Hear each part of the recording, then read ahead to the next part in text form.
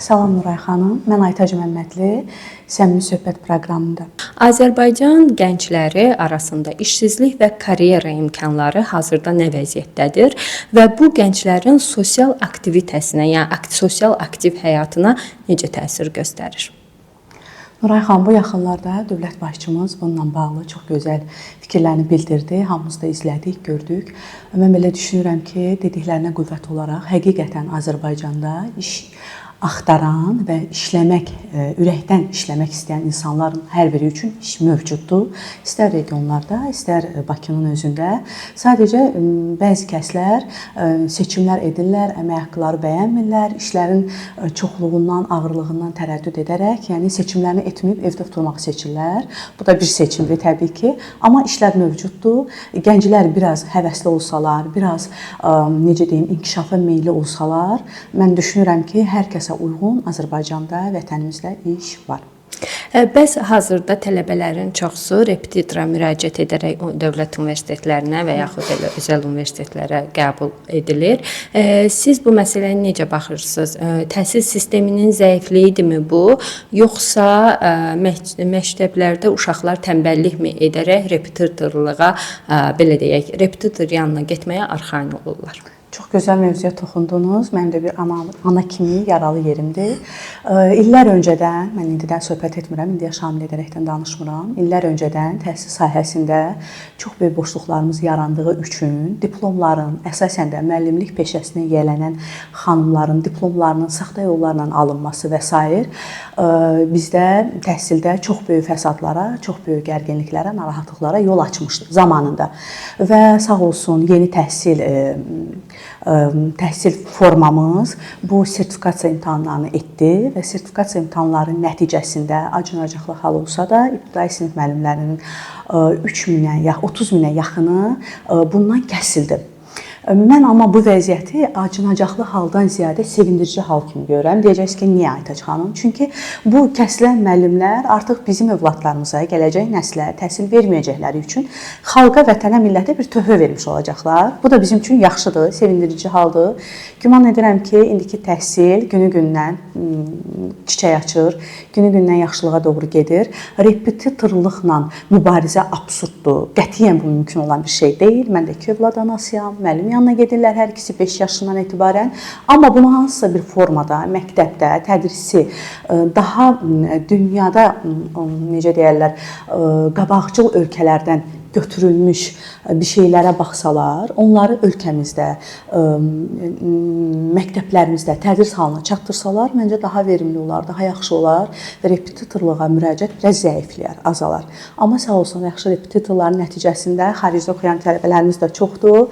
İnşallah ki, yerinə düşər. Azərbaycanda uşaq dünyaya gətirmə sayısı çox azalıb. Təəssüf ki, xanımlar 3 evlad dünyaya gətirməyə artıq hədsiz çox hesab edirlər. Bir uşaq belə ailədə bir olsun yetər timsalına keçibdi və belə bu da Azərbaycanda əhalinin sayının azalmasına və əhalinin qocalmasına gələcəkdə gətirib çıxara bilər. Bununla bağlı fikirlərinizi bilmək istərdim. Bir sosioloq kimi bu məsələyə necə baxırsınız və bu məsələnin gələcəkdə düzəlmə ehtimalı varmıdır? Mən düşünürəm ki, bu hər birimiz üçün maraqlı bir mövzudur. Hər birimizin ailəsində bu hallar yaşanır hazırdakı dönəmdə. Buna başlıca səbəb gənclərin məsuliyyətdən qaçınmaqlarıdır. Bu həm bəylərə şamil olunaraqdan deyirəm, həm də xanımlara. Çünki övlad ağır bir yükdür. Bir ailədə bir neçə övlad olduqda artıq yük böyüyür, ağırlaşır və bu işə də təsir edir, insan psixikasına da təsir edir, hər tərəfli öz təsirini göstərir. Məncə daha çox sosial layihələr dövlət çərçivəsində həyata keçirilsə, uşaqlarla bağlı, biz analar da, qadınlar da, həmçinin atalar da məncə arzulanandır ki, ailədə bir neçə uşaq olsun. Sadəcə indiki hazırdakı dönəmdə buna cəhd olunmur. Və bu başa düşüləndir. Çünki əgər bir ailədə 3-4 uşaq varsa və bunun müəyyən şeylərin təminatını biz onlara verə bilmiriksə, o uşaqları dünyaya gətirməyin də bir adı yoxdur. Çünki artıq onlar da, necə deyim, yəni diqqətdən kənarda qalmış sayılırlar, özlərini bir şəxsiyyət olaraq formalaşdıra bilmirlər. Bu həm ailədə, həm cəmiyyətdə özünə yer tapa bilməməyə qədər gətirib çıxarda bilir. Ona görə inşallah ki, vəziyyət vətənimizdə stabilləşər, yaxşılaşar, müəyyən dünya təcrübələrindən yararlanarlar. Ailələr üçün sosial paketlər, uşaqların maariflənməsi üçün, uşaqların ailədə yükün zəifləməsi ilə bağlı müəyyən işlər görülsə, məncə biz çox uşaq arzulayan bir millətik. İnşallah ki, bunu hansısa bir formada bərpa etmək şansımız olar xalq olaraq. Bəs hazırda Azərbaycanda olan gender bərabərliyi bir qadın sosioloq kimi sizə qane edirmi? Mən şəxsən öz adıma danışacağam. Sosiologiyanı da qoyuram kənara, koçluğumu da qoyuram kənara, sahibkar fəaliyyətimi də qoyuram kənara. Gender bərabərliyi bizim ölkədə nadir ölkələrdən biri kimi sayıram. Çox gözəl tənzimlənir, çox gözəl qaydasındadır.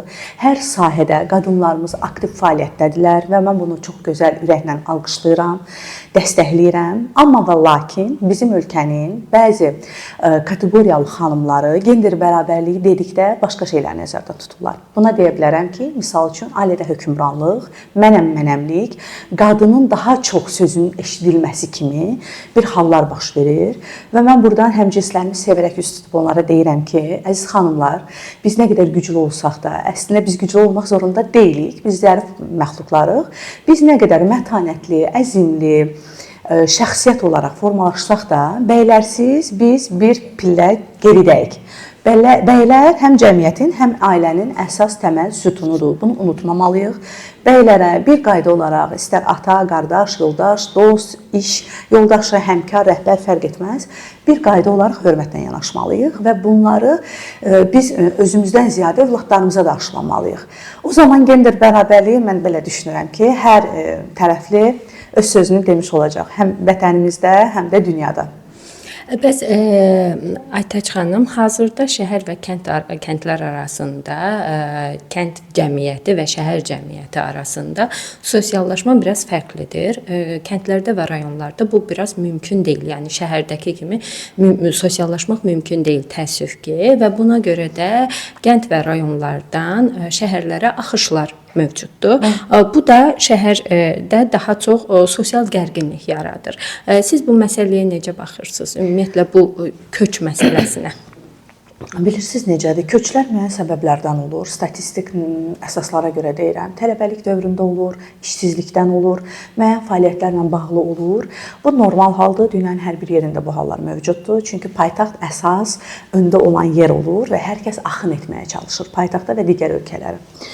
Amma bunu necə təmizləmək olar? Dövlətimiz və millətimiz hər tərəfdə bununla bağlı işlər görürlər. Bizim hər qəsəbəmizdə gənclər üçün sosial fəaliyyətlər ödənişsiz şəkildə mövcuddur. Sadəcə gənclərimiz bundan bixəbər şəkildə yaşayırlar. Bir balaca öz yaşadıkları yerdə araşdırmalar etsələr, görərlər ki, həm idmanla bağlı, həm sosial fəaliyyətlərlə bağlı, həm digər əməksevərlik, məşğulluqla bağlı çox gözəl ödəniş vermədən olunan dövlət layihəsi çərçivəsində olunan məşğuliyyət növləri vardır. Bunu orada mənimsəsələr, heç şəhərə axın etməyə o qədər də lüzum olmaz. Sadəcə bunu bilmədikləri üçün düşünürlər ki, ən gözəl variant şəhərə köç etməkdir və burada özünə yer tapa bilməkdir. Bəzən elə olur ki, şəhərə köçmək belə fayda vermir. Çünki insan əgər özünü olduğu mühitdə tapa bilmirsə, istər buradan Amerikaya getsin, yenə orada özünü tapa bilməyəcəkdir. Yəni bu insanın özü ilə, şəxsi ilə, necə deyim, kişiliyi ilə əlaqəli olan bir haldır. Bəs hazırda elə siz sözünüzə qüvvət, bəs bu gün Azərbaycanda gənclərin aktivliyinə necə baxırsınız? Biz bir dövrdə daha çox kitab oxuyan vardı, sonrakı dövrdə daha çox film izləyənlər. Hazırda isə bəzən cəmiyyətimizdəki sosioloqlar, ümumiyyətlə bilim insanları belə deyək, gənclərin passivliyinə şikayət edirlər. Və siz bir sosioloq kimi bu məsələni necə qiymətləndirirsiniz? Bu eynən dediyiniz kimidir, Nuray xanım, dediklərinizdə həqiqət var. Bunun başlıca səbəbi sosial şəbəkələrdir. Sosial şəbəkələrdə gənclər onun-bunun, digərlərinin həyatını izləyərək özlərini uçuruma aparırlar və bundan bixəbərdirlər. Fərqində olmadan bunu edirlər. Onun yerinə qol çirməliyib, hansısa bir fəaliyyətlə məşğul olsalar, özlərinə çox böyük yatırım etmiş olarlar. suallar. Bu dəqiqə kitab mən övlad anası olaraq danışıram. Kitab oxumaq dedikdə elə öz balalarıma da şamil edərəkdən deyirəm. Ərin gənclik, arzu etməmə, bu kimi hallar baş verir və bunu başqa cürə tənzimləməyə yol açırlar. Mən bunu dəstəkləyirəm. Səsli kitablar var. YouTube-da, Google-da, digər platformalarda və yaxud digər maarifləndirici şeylər var. Gənclərimiz biraz o məşhur platformalardan ayrılıb, hansı ki tanışlıq kimi platformalarda və yaxud digər platformalarda oradan ayrılıb maarifləndirici platformalarda dil öyrənməyə özlərini versələr, kitab dinləməyə özlərini versələr, misal üçün şahmat var, digər şeylər var, onları öyrənməyə özlərini versələr daha yaxşı olar. Sadəcə bunu etmək istəmirlər. Bu da onların bilirsiniz nədən irəli gəlir? Cənab Prezident də bu yaxınlarda dedi ki, ələ baxımlılığı yığışdırmaq lazımdır dövlətimizdən. Həqiqətən çox gözəl bir şeydir. Onlar öyrəşirlər atanın, ananın bunlara baxmasına və ələ baxımlılıq bir növ vərdiş halına keçir. Vərdiş halına keçdikdə də artıq düşünürlər ki, nəyimə lazımdır, mən özümü inkişaf elətdirim, neynirəm mən, misal üçün şahmat öyrənim, tenisi öyrənim, hazır atam, anam mənim müəyyən şeylərlə tənzimləyir, qoy elə mən belə də həyatımı davam edeyim. Atalara, analara buradan bir sosiolog kimi, bir valideyn olaraq üst tutub demək istəyirəm, həm də coach, mentor olaraq üst tutub demək istəyirəm ki, biraz övladlarımızı çətinliyə alışdırmamız lazımdır. Hətta bunu mən demirəm, bunu dünya alimləri, dünya mütəxəssisləri deyir ki, yataqlar gözəl olduğu təqdirdə belə onları yerdə yatmağa məcbur etmək lazımdır, 18 yaş dövrünə qədər. Yemək olduğu təqdirdə belə yeməkdən biraz məhrum buraxmaq lazımdır ki, aclıq nədir bunu bilsinlər. Çünki bilirsiniz, ölkəmizdə də bu baş verib, digər ölkələrdə də baş verib, çox yüksək standartlarda yaşayan ailələrin uşaqları bir müddətlik müəyyən bir depressiv hallar yaşadıqda və yaxud da ailə büdcəsi zəiflədikdə onlar bununla davam edə bilmirlər.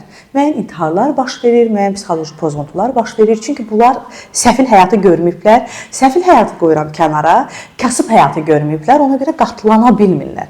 Ona görə biz evladlarımıza çalışdığımız qədərilə az verməyi öyrətməliyik. Aza öyrətməliyik ki, çox əllərinə düşdükdə onun qədrini bilə bilsinlər və dağıtmasınlar. İnşallah ki, güman edirəm ki, hər şey öz qaydasını yerini tapacaqdır. Bəs son olaraq ümumi Azərbaycanın bir gündəm mövzusuna sizinlə birlikdə toxunmaq istəyirəm, boşanmalara. Bugün bəzi sosioloqlar boşanmaların bir keçid dönəmi olduğunu etiraf edir. Bəziləri isə cəmiyyətin uçuruma doğru getdiyini düşünür. Bəs bu barədə sizin fikirləriniz nələrdir? Mən deyərdim ki, ölkəmizdə 2020-ci ildən bu yana boşanmalar sürətlə çoxalır. Amma bunun nisbətində boşanmalara rəğmən evlənənlərin sayı azalır. Bu çox pis göstəricidir. Çünki bir yandan boşanmalar çoxalır, evlənənlər isə azalır. Bu uçuruma doğru gedə bilərikmi? Bəli, gedə bilərik. Bunun da nəticəsi gətirəndə yenə nəyə görürük? Burada bəylər və xanımlar öz yükünü bir-birinin üstünə atırlar. Ümumiyyətcə anlaşılmamazlığın özəyi bir-birinə olunan hörmətdəndir. Yəni o qədər hörmətsiz bir dönəmə gəlib çıxıb ki, ailələr öz aralarında qadın kişini saymır, kişi qadınla ümumiyyətcə heç nəyə bölüşmək istəmir. Ailədə heç bir şey normal oturub iki fərd kimi necə deyim, müzakirəsi aparılmır. Bu problemlərdən dolayı da boşanmalar sürətləndikdə artıq sanki boşandıqdan sonra rahat bir ortama düşmüş kimi olurlar. Həm bəylər, həm qadınlar. Mən qızlarımıza dözümlü olmaq arzulayıram. Düzdür, müəyyən hallar var ki, onlar dözmək olmaz. Məsəl üçün bildiyimiz narkomaniyadır, sərxoşluqdur, əyyaşlıqdır, evə baxmamaqdır, müəyyən hallardır. Bunlar dözülməz faktorlardır. Təbii ki, bu hallarda uzaqlaşmaq bir qayda olaraq lazımdır. Amma mənim xarakterim uyğun getmədi və yaxud bizim müəyyən fikirlərimiz üstə düşmədi. Bu kimi sözlərə əsas tutaraq boşananların da sayı ölkəmizdə yetər qədərdir. Bu əsas deyil. Rəhmətli nənəmin bir sözü vardı, deyirdi ki, həlim olmaq lazımdır, yumuşaq olmaq lazımdır. Bizim analarımız necə olublar? Həlim olublar, yumuşaq olublar, yola veriblər. Yəni kişi kişidir və biz unutmamalıyıq ki, biz müsəlman ölkəsində yaşayan insanlarıq, fərdləri nə qədər də müasirləşmək istəsək, avropalaşmaq istəsək falan filan, bu o demək deyil ki, biz əcdadlarımızdan bizə qalan teoriləri unutmalıyıq. Xeyr, əksinə, biz daha da onları bərkitməliyik. Nənələrimizdən, analarımızdan gördüyümüz əzmi, mətanəti, cəsarəti, şücaəti ailəmizdə də göstərməliyik. Kişi də bundan ilhamlanır, daha çox ailəyə verimli olur. Biz qadınlar unutduğumuz məqam budur. Biz kişiyə, biz nə gözləyirik hamımız? Diqqət. Qadın diqqət aşinasıdır da. Kişilər də qayğı istəyir. Bu qayğını kişiyə vermədiyimiz halda, bu kişi sanki bir körpə uşaqdır. Buna bu qayğını vermədiyimiz halda biz ondan diqqət, sevgi, falan filan şeylər gözləyə bilmərik. Yəni haqqımız deyil. Biz o qayğını ona verdikdə, o bunu bizə vermirsə, artıq onda düşünmək dəyər, müəyyən addımlar atmağa dəyər. İnşallah bunlar da ölkəmizdə güman edirəm ki, zəifləyər, boşanmaların sayı, ailələr möhkəmlənər. Biz xanımlar olaraq hər şeyə qadirik. Biz ailəmizi sevməliyik, qorumağı bacarmalıyıq və övladlarımızı da gözəl örnək olmağı, necə deyim, nümunə olmağı seçməliyik. Çox sağ olun Aytaç xanım. Təşəkkür edirik verilişimizdə iştirak etdiyiniz üçün. Mən təşəkkür edirəm əzizim dəvətiniz üçün, minnətdaram sizə.